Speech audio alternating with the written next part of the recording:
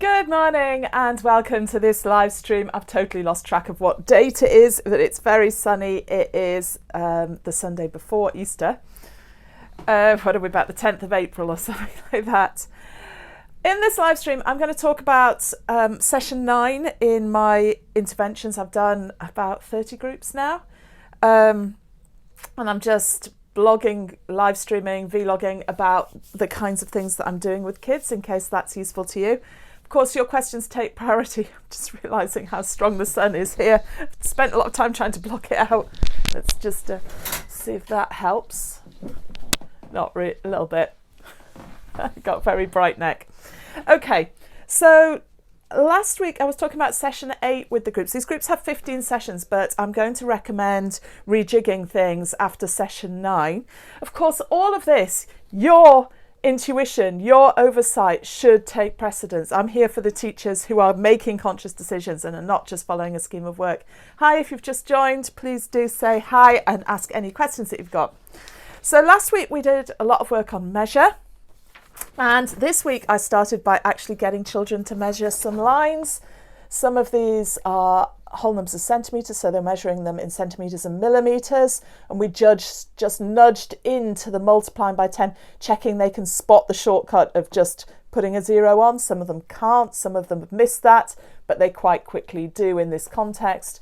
And we had some lines where they weren't exact numbers of centimetres, so they were writing them in 3 ways: centimetres and millimetres, as a decimal as a centimetre, and in just millimetres, again using the rule of multiplying by 10, just pop a 0 on and they can see it. As we put the ruler on, we can actually count the millimetres and they can get a sense of that working. I also just had all the measure equipment around just to nudge, because they remember that there were 1,000 millilitres in a litre and 1,000 grams in a kilogram, because it's worth revising, refreshing that stuff. Then we went on to long multiplication because they've been doing it in class. And I simply started by writing a problem, something like 24 times 14. And asking them to have a go at it and see what they made of it, given what they've been doing in class. And I could then really watch them, really talk to them about their thinking and try and unmuddle it. If it was muddled, or support them to go a bit further if it wasn't. So first of all, with these ones where you're multiplying by a number between 11 and 19, so the tens digit of the second number is 1. I had several of those where I had these sheets.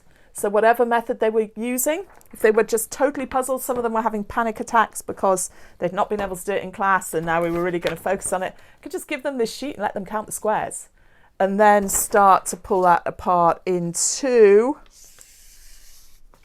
seeing the 10 times 24, 10 rows of 24 and the 4 rows of 24, puzzling out each one, short multiplication and the multiplication by 10 rule, and seeing that you can just put them together. So building it back up from scratch and making them, some children, we just got as far as them being comfortable and confident with numbers between 11 and 19 during that session.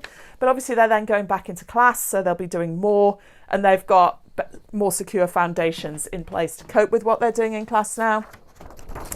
And then we would go on to multiplications where both numbers are bigger than 20. And again, this is in the background, but not all of them needed this. Some of them would start working and I didn't need those sheets. Hello. And so it was just a case of delving into their method. If we say 32 times 24, laying it out, really understanding that we're doing 4 lots of 32 there, and we're doing 20 lots of 32, and that 20 is 10 times 2 times 32. The 20 is a 10 times 2, and we can deal with the multiplying by 10. We just linked it into the measure stuff by popping a 0 on there. So I should have said when we're doing the 4 lots of 32, we put a counter or a finger over that just to concentrate on doing that as a short multiplication. And now, because we've dealt with the multiplying by 10, this is just 2 times 32. So we can put a finger on and do that as a short multiplication here and add them together. And that was the main part of the session. We had a lot of fun as well. I had my magnetic polydron out, give them 6 squares, can they make a cube, and then just let them play. They have earned that. We had loads of fun. They made some wonderful things. And then it's a case of what next. So in the UK, in England, we get 15 sessions of intervention, 15 weeks with each child who's on the list. What we're then doing is triaging the children, really. I've done a lot of this now, and hopefully this helps you guys. So for a lot of children, that course of 9 weeks has been enough. They are back on track now. They're super enthusiastic about their maths. We've got a couple of barriers to progress, which are not just for the children I've been working with, it's across the school. A lot of children, they've not mastered their multiplication tables yet. And time is a terrible one. So I've left those for the classroom teachers, but I've got the children a lot more motivated to believe they can do it and a lot more ready to do it. So at this stage, quite a lot of children are signed off. They're back in class, and that may create some space for the children, more space for the children who are struggling most. I'm sure, like most of you, if you're working on interventions, you've got most of the children with special education needs in there as well. So some children, so you've got the signed off. So they're back in class. And then some children I'm recommending 1 session per week. They're just not quite there yet. So we're going to continue for the next 6 weeks with a bit of support. Some of these children have been absent during my sessions. Some of them have the last session in the day, which isn't so good. If that hadn't been the case, they might have been signed off by now, but we can just keep them a bit longer. Make sure I'm working around what they're doing in class. So they've got a bit of extra support with that. And I'm just nudging away on a few things in the background. I've got notes on each child now. So the children who are coming to me, if I know that they weren't doing subtraction by counting on and there were little gaps here and there, I can work on those alongside supporting them to make sure they're thriving in class. And then some children, I recommend upping to 2 sessions a week. Now, a typical child I'm recommending that for, they've got more substantial gaps than just something that we've nudged at but needs kept an eye on. So typically these children are struggling with short division, bus stop division. So we need to do a big chunk of work on that, and there's just more to it. But a lot of these 2 sessions will again be supporting what they're doing in class to make sure that they're thriving with that and are happy with that and are really thriving and engaged in class. Now, if you're only in a little bit in a school, you can't do this. But for your children with the most challenges, one way is to see them every day you're in and take them out of the maths sessions and just really work with them in ways. This is where them being in class is counterproductive because they're really not coping. And they're better off working with you on tailored work that's right for them. And then the teacher can push the rest of the class on much more and give more support for the children who are struggling and have often been neglected because there are children with much more obvious greater needs that they've had to give a lot of attention to. And then your most extreme children with SEN, you can recommend for them to need 1-to-1 sessions. And of course, they're going to be the children that the school already knows about.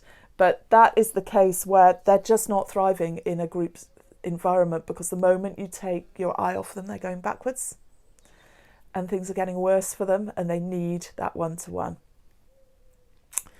So hopefully that helps you navigate this. I can see I've got people watching. If you want to say hi, that'd be lovely. Tell me where you're watching from. And if you've got any questions, please ask them now. I'm just working towards signing off. I'm still struggling. I've been on my petition. Oh dear, I'm going to 2 conferences this week. I've had a couple of thousand flyers printed. I'll be working on that. I'm at the Association of Teachers of Maths and at the NEU, the Major Union Conference in Bournemouth. So Northampton and Bournemouth this week. If you want to say hi, if you're at either of those, that'd be lovely. You will see me around waving my placard to try and get things done. But I haven't managed to get the social media campaigns live, and I need to justify that. Next week I won't be here. Next week is Easter Day, and I'm just going to take a family day off. But I'll be back here the following week. I'm not quite sure what I'll be focusing on yet. I've got this major interview with the authors of this, which is in the can now, and I need to edit and get live. Just not sure quite where things are. If you've got a suggestion as to what you'd like me to cover, please put it in. Hello. Lovely to hear from you, Jane. What else? Yeah, I always take questions on all social media from parents and teachers who are struggling with particular cases, particular children. And I just answer those for free whenever I can. But I have had some people with incredibly complex issues, and they've contacted me, and I've done a one-off paid session with them. So if that applies to you and your needs, it's not much. It's, it's just because I care, and because I can't always answer questions in a social media thread. It's just not appropriate sometimes, and that's what people need. Okay, as you can see, the sun is really shining today, so I've got to get out, get going, and drive to Buckingham, ready for Northampton in the morning at the ATM conference. Hope you have a lovely day. Thanks so much for watching. Take care. Bye.